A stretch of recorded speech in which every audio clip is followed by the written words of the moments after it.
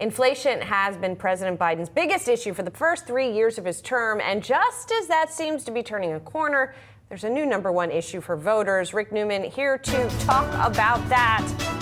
Rick, we talked about this a little bit yesterday. The issue is immigration. We saw both President Biden and former President Trump at the border yesterday. I guess the question becomes what he does about it and how he sways voters on it. Right. This caught my eye this week. So in Gallup's monthly polling, the portion of people saying immigration is the number one problem in the country, it was only 9% back last August. And now it's all the way up to 28%. And I don't think it's like that much has changed in 6 months. I think obviously what's happening is there's more awareness of this migrant surge at the border. And also now we're in the midst of a presidential election and Donald Trump is not now out there talking about it. So he's probably drawing attention to it as well. And Biden himself seems to be acknowledging that, yeah, this is a problem. I mean, it's a big one and it could derail his reelection efforts. So I think that's why he went down to the border yesterday to show he gets it. He's paying attention. He didn't want Trump to be the only one down there. He wants Congress to pass this bipartisan legislation, even though it probably won't. So the question becomes, what can he do on his own to fix the problem? And I think you have to break it down into two ways. The first thing he needs to do is show voters that he's trying to fix the problem. And the reason I emphasize that is anything he might do through executive action, very likely to be challenged legally. We saw that with Trump. But that Biden probably will try to do something anyway. And what a lot of analysts think is coming pretty soon, such as before the State of the Union speech next Thursday, is a Biden executive order trying to putting a daily limit on the number of people who can cross the border. And once you hit that limit, there is a limit in that legislation I mentioned. I think it's 4,000 people per day. And once you hit that limit, nobody else can come over until the following day. So that's a de facto annual or monthly limit, if you will. So let's see if Biden does something like that.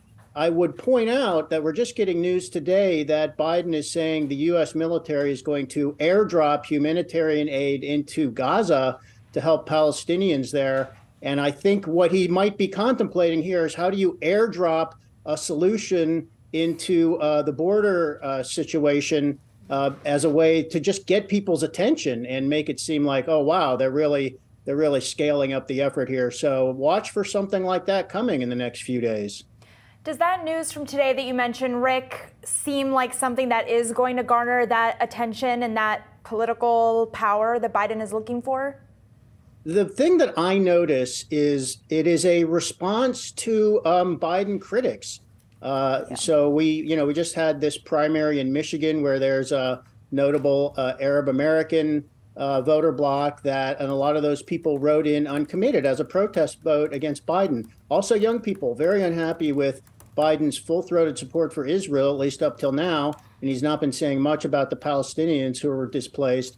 So Biden does seem to be listening to people. And we'll see how this airdrop plan goes. I mean, this is actually kind of risky. I mean, when you drop stuff out of the sky with a parachute, a lot can go wrong, such as one of the things that can go wrong is people see the aid coming down from the sky, they run to it, and if they happen to be in the wrong spot, it lands on somebody. So there's a risk this could backfire. Obviously, I hope it doesn't.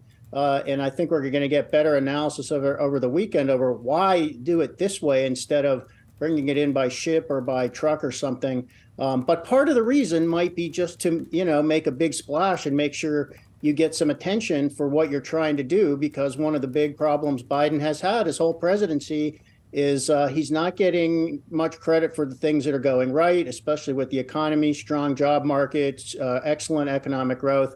But he's getting a lot of flack for what's been going wrong, which is inflation and now immigration. So Biden needs to get people to notice things that are going right.